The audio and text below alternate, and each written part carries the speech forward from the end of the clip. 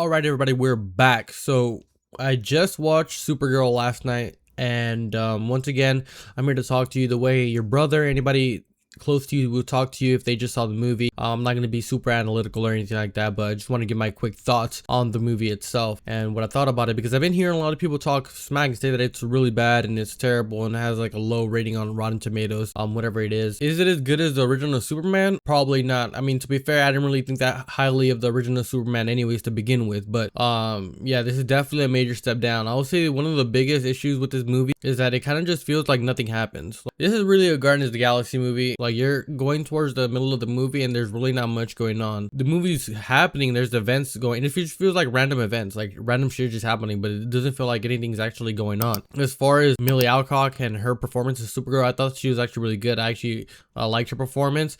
It did come off too much as a Guardians of the Galaxy 5 movie. It's literally a Guardians of the Galaxy movie. And one thing I will note is that I will say, when I was seeing people's reviews and seeing people talk about the fact that, you know, the quote unquote needle drop and the music is so bad, I was like, bro, how bad could it be? Like, and I'll say after watching it, I actually completely agree with it, because I'm not gonna lie, I went in with an open mind, and those parts of the movie where there's like fights and shit, there's some music that comes on, it completely was taking me out. Like, I wasn't even thinking about it, and I was just watching like a fight scene, and the music was like taking me out of the fucking movie. I was like, what the hell? Like, bro, that shit was so weird. And yeah, don't even get me started on the final battle scene, which, what the hell were they thinking, bro? I don't know, I guess they were just trying to be like James Gunn, like everybody's saying, but the music choice in the final battle makes absolutely no sense. And it sucks because the final battle is honestly probably one of the best fight scenes in the entire movie. When she's fighting the villain and she's like doing all these flips and shit in the end, it's probably the best, you know, looking fight scene with Supergirl Elite. Where she like shoots out of the water and like she's in the sky and her hair is wet and stuff like that, like right before the final fight.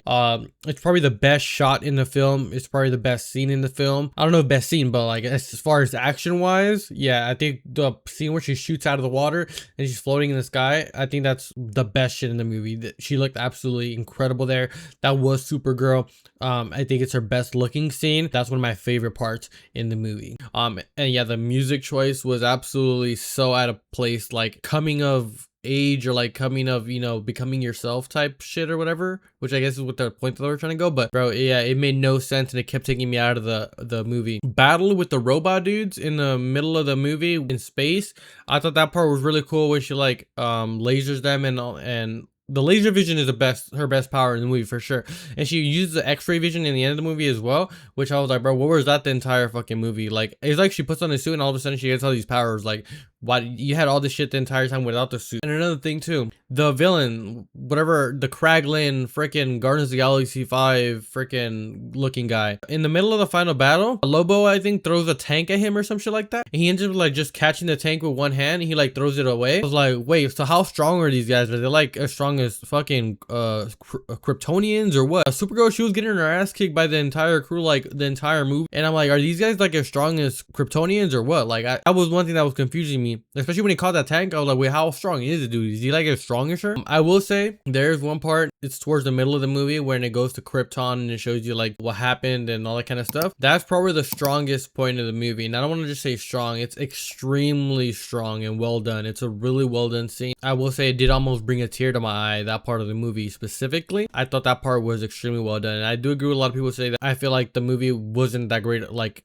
just in general, no matter how you put it in what order. I will say the Krypton scenes was definitely the strongest point for sure. One thing I will say, Superman, every time Superman came out is probably one of the better points as well. Like when he showed up, even though I didn't really like his movie, some of the better parts are when he's in the movie. Dog, I mean, CGI dog, James Gunn likes to put CGI dogs in the movie. One thing I will say, and I don't want to go into another rant here, all the people that are like making excuses for James Gunn and saying, oh well, he didn't direct this movie, or he didn't this, or he should have kept an oversight over it, whatever. Like, bro, let's stop glazing James Gunn and stop acting like he can't make a bad movie, bro. He was totally overseeing. Others are saying like, oh, he should have oversaw this movie more. Bro, you think he didn't know exactly what was going on in this movie? He hadn't selected the director and the screenwriter. He knew exactly what was going on. So let's stop making excuses for James Gunn. This movie was not that great. I will say one of the biggest parts as well that I didn't like was that a lot of the fight scene, Supergirl kept getting debilitized, I guess is the word, or I don't know, like losing her powers and stuff like that. The green moon, they put that, I mean, obviously the green sun, I mean, obviously they put that in there so she could like lose her powers at the end of the battle or whatever, the final planet or whatever. I'm not gonna lie, I kid you not, we're watching the final battle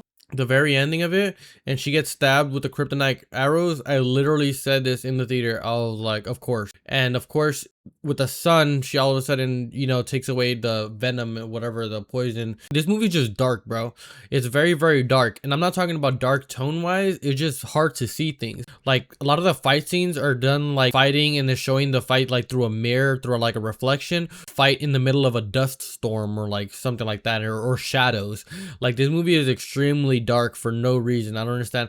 And another thing, I'm not gonna see here saying like, oh, comic is so bright and it should have been more like the comic. Nobody read that fucking comic book. Be honest with you, you're the one in this video, you know, in a video saying, oh, well, I read the comic book, and bro, I mean, you're a nerd. I mean, there's nothing wrong with that, but you're a nerd. Most people, the general public, most people are not reading that comic book. They didn't read that comic book. You're like the minority, and congrats, good for you. I'm happy for you.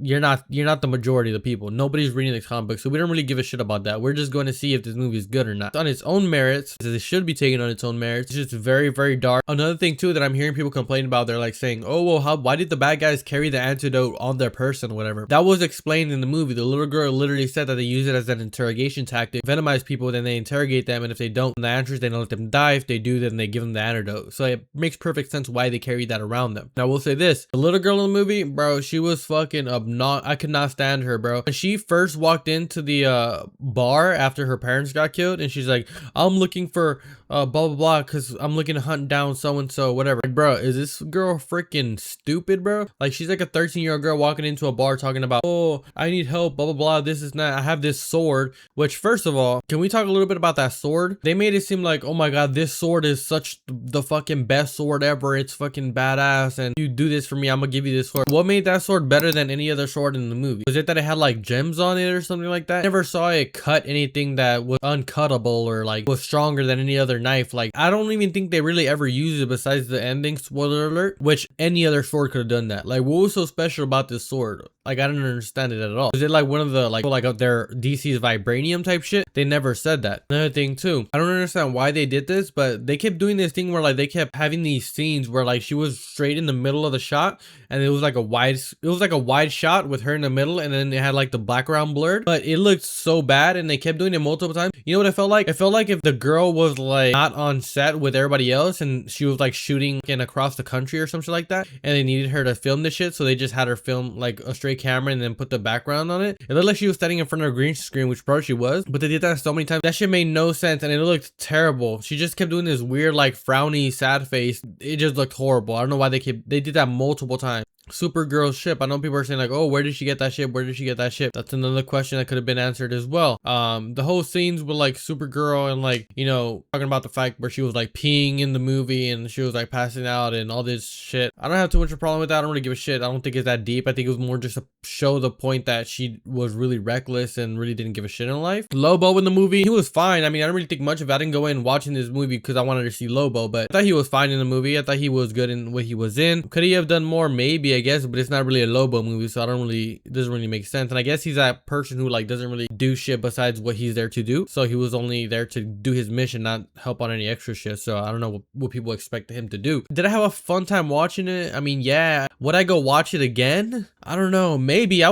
might go watch it again. It's not like Scary Movie, which Scary Movie, I'm not watching that movie again, but I might give this one another shot and see what it is. But yeah, the music is absolutely terrible. Yeah, Seth Rogen is in it for a bit. I think that Supergirl, she did a decent job with what she did. The storyline, I don't think there really is a storyline, so there isn't much to talk about. I don't really feel like she was like a completely different person by the end of it, because she ends up killing the guy anyways that she kept saying not to kill. She's like, oh, don't kill him because you're gonna lose your soul, and them killing them anyways. I would say if you really like Supergirl or really like DC, I would say give it a shot. I wouldn't say this is one you have to run out and go see, but would I give it a shot? Sure, why not? Go check it out.